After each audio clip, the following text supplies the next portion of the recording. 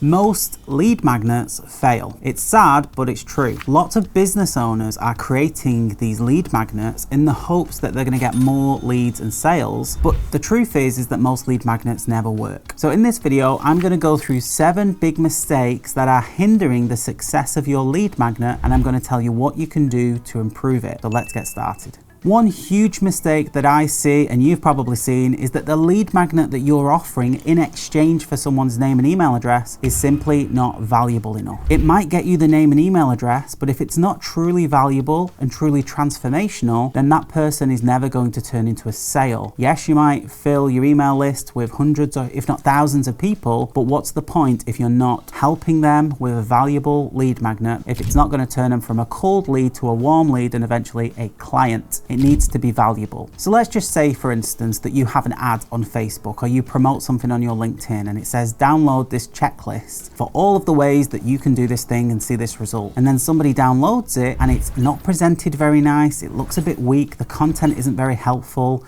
It's nothing that they couldn't have Googled and got the answer themselves. How do you think they're going to feel? They've just handed over their contact information and the value that you've delivered has not improved their situation. So you've got a name and an email address, but they've not received value. So the chances of those people turning into a client are very, very slim. So you want to make sure that the quality of your lead magnet is something to be proud of. It's something that you would be happy to promote non-stop. And that's the other thing as well. If you don't think that your lead magnet is truly valuable, then you're not going to promote it as much as you should. You're not going to put your full weight behind it, and you're not going to feel that it's going to transform someone from A to B. And that's what a lead magnet should do. A lead magnet and a high quality lead magnet is what I call a transformational lead magnet. It takes them from where they were before they consume that content to after they've consumed that content. It needs to be different. They need to go through a transition. That transformation needs to happen either through insight or action. And the better your lead magnet is, the higher chance you're going to be able to turn that cold lead into a warm lead and then eventually into a client. So make sure that you go into creating your lead magnet not with your agenda to just collect leads, but also to collect relationships with these people, to make connections with people, to help them get from A to B, and eventually they become a client. Now, the next issue that I see when it comes to lead magnets not being successful is traffic. It kind of doesn't matter how good your lead magnet is if you don't have any traffic. Yes, it's important that it's valuable. Yes, it's important that it helps people transform their situation for the better, but you do need eyeballs. And what I see over and over again is people creating lead magnets and not really promoting them very well and not having strategies in place to get traffic to those lead magnets. So then they question the lead magnet as to whether or not it's good enough, and then they chop and change, and every other month they've got something new to promote. Chances are, if you spent your time creating one truly valuable lead magnet and lots of time promoting it, then it's going to be successful, especially if it has that transformational quality that helps support them and take them from where they were before they consumed your content to where they are after it. You have to have that transformation, but as soon as you've got that and you're really proud of it, then you can go out and you can promote that lead magnet far and wide. You can do podcast interviews, you can be producing content non-stop. The goal is to drive as much traffic, much relevant traffic as possible to your lead magnet landing page, and the quality of it will do the rest. But you need to have a traffic generation strategy when you launch your lead magnet. It's not build it and they will come, it's build it and then drive lots and lots of people to that lead magnet so that you can see if it's valuable, you can see if it's resonating, you'll get feedback. It will just transform the quality of your lead magnet. If you have 100 or 200 people take part, you'll be able to get some data off the back of it. So stick with one truly high quality lead magnet that's super valuable, drive loads of people to it, and then let's see where we are after a few months. The third thing is that it's not packaged correctly. There's no point in creating a really high value lead magnet and driving loads of traffic to it if it doesn't look good. If it's not presented the way it should be, then people will disregard it. So for instance, if you add a tiny little contact form on your website that says download this thing or watch this video, but it's really not given the right presentation style, then people will discount it as not very valuable. Presentation matters. If I was to give my wife, for instance, a diamond necklace in a plastic Tesco bag, would it be perceived the way it should be? Or if I presented her a diamond necklace in a nice box with a bow and a nice bag, it would be taken differently. It would be presented in a different way. That perceived value really does matter. So you need to make sure that when you're creating your lead magnet landing page and you're presenting it, that you present it with the same level of quality as when you created it. So if you spent a lot of time creating it, you have to create a really nice landing page. You have to present it properly.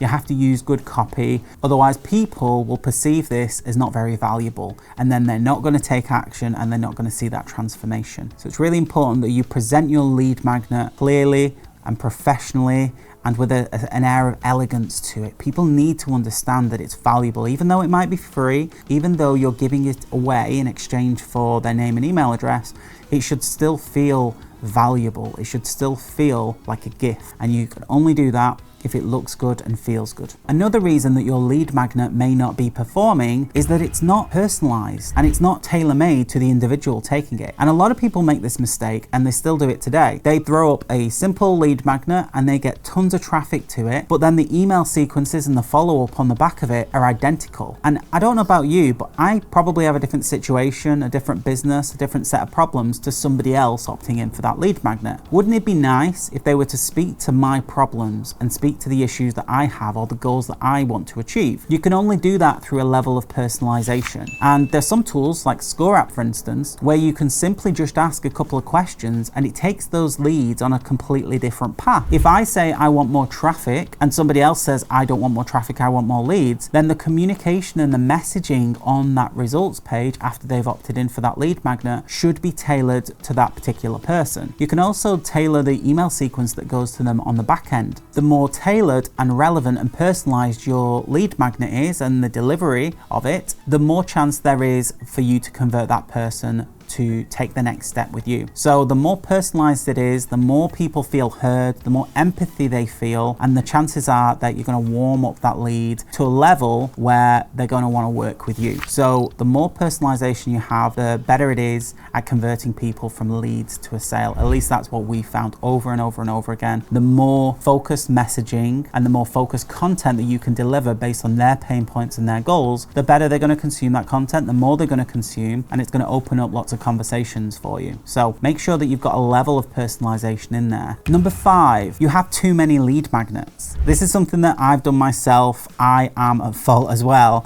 But if you have far too many lead magnets, then it means that you're going to have to try to promote all of them at once. Then you're not able to promote them all with the same level of tenacity that you probably need to. So my rule of thumb is for you to create one signature lead magnet, one really truly high value lead magnet that will convert people from a lead to a sale. If you do that, and you create that fantastic lead magnet, why would you want 5 or 6 different lead magnets? You can just use one. And that's the problem that I've found myself in the past, where we've created multiple lead magnets for multiple different service lines. But the problem is that you haven't got enough time or promotion power to promote everything to an equal level. So if you can focus 80% of your efforts promoting one lead magnet, one high value lead magnet, then chances are most people are going to come through that funnel. Most people are going to opt in, and then you're going to have conversations with them. It's going to make it far easier than if you have 6, 7, 10 different lead magnets. So that's the main thing. Let's get crystal clear on the problems that you want to help people solve. Make it super relevant to your products and services, and create the best possible lead magnet you can. Everything that you talk about in your business can lead back to that lead magnet. So what you want to do is you want to include the link to that lead magnet in all of your social media bios. You want to drive traffic from your blog. You want to drive all of your attention and all of the attention from your audience to one point, and that point is your main signature lead magnet. You've got a much better chance of having high quality conversations with high quality prospects if they all go through a high quality lead magnet first. So don't split your audience's attention. Have one clear lead magnet and drive tons of traffic to it. It's going to work out so much better for you. Number 6, your content is not aligned to your lead magnet. Now this happens all the time. You have a lead magnet that someone can opt in for, but you're on LinkedIn trying to go viral. You know, I've seen this over and over again. People create content that's funny and entertaining, but it doesn't directly link to their lead magnets and the products they have within their business. Of course, stories are great. They're great for engagement, they're great for attention, they're great for picking up traction and collecting new people in your network. But you have to make sure that a majority of your content is aligned with your lead magnet, your signature lead magnet, and also all of the services that you offer. If you're off following trends and trying to go viral, copying the latest TikTok trend, then it's going to get further and further away from your ideal client. Yes, you might pick up some views and some likes and some shares, and you might go viral for a week or two, but how important is that when you want to take on leads and sales? Don't look at the vanity metrics. I'll tell you how it works for us. So Daniel Priestley, the founder of ScoreApp, has social media content go out every single day, and it's all ultra relevant. Some of it is not, some of it's more opinion based, but majority of it is all to do with lead generation and growing a business and entrepreneurship. All of his lead magnets are completely aligned with his business goals, and all of his content is aligned with his lead magnet. So he's able to drive over 1,000 clicks to his lead magnet landing page every single week, of which he converts around 30 to 40% of that traffic into a lead, and then it goes on through the sales process. But the strategy is make your content at least 80-90% relevant to your lead magnet, and the lead magnet is then relevant to the offer that you have. Concentrate on what matters, and quite often for most businesses that's leads and sales, and not going viral on TikTok or getting hundreds of thousands of followers. Focus on what gets you the business results that you need. And last but not least, a strong follow-up sequence. So after somebody has opted in for your lead magnet, how are you communicating with them? There's no point in creating the best lead magnet in the world if you're going to stop talking to them after a day. So you want to build out an email sequence that speaks to their problems, their pains, their goals, their objections, stories that you have that can help guide them. You want to continue that conversation over the next few weeks and months. You want to provide relevant content. If you ask personalization questions and you've got some sort of a survey, then people can receive specific content based on their goals. So it doesn't have to be the same sequence for everyone. With a tool like ScoreApp, it's easy to segment them. So you want to make sure that you've got some level of email sequence. At the very least, you need one email sequence that goes out to everyone who opts in. But if you can have a little bit of personalized follow-up, then that's even better. And the most important thing is that there are call to actions to then take the next step with you within that email sequence. Yes, you're going to have it on the results page of your lead magnet after they opt in, but quite often people need more communication from you in order to take the next step. So really important that you have that follow-up sequence in place. Everyone in sales knows the importance of following up with people after they've shown intent to work with you, to buy from you. So you have to be prepared to follow up. It's much better if you have an email sequence that goes out over the next few weeks and few months to continue that relationship. Your audience will need multiple contact points with you before making a buying decision. So make sure you've got an email sequence in place and continue to deliver value before you ask for that sale. So there you have it, 7 key mistakes that I see people making when creating a lead magnet and how you can overcome them to get more leads and sales. Now, if you're interested in getting more leads and sales, check out ScoreApp.com. You can sign up for free and create your account. We've got dozens of templates for you to be able to set up your lead magnet landing page with personalized results pages as well. So you can do most of what we've discussed in this video simply from setting up a free account with ScoreApp.com. So everything we've discussed in this video, you can actually achieve with a ScoreApp subscription. So go to ScoreApp.com, set up your account, check out the templates, and create your amazing lead magnet that's going to help you turn cold leads into clients. So if you found this video useful, I'd love it if you could leave me a comment below and tell me if you've faced any of these challenges before. And don't forget to subscribe so that we can notify you the next time we release a video.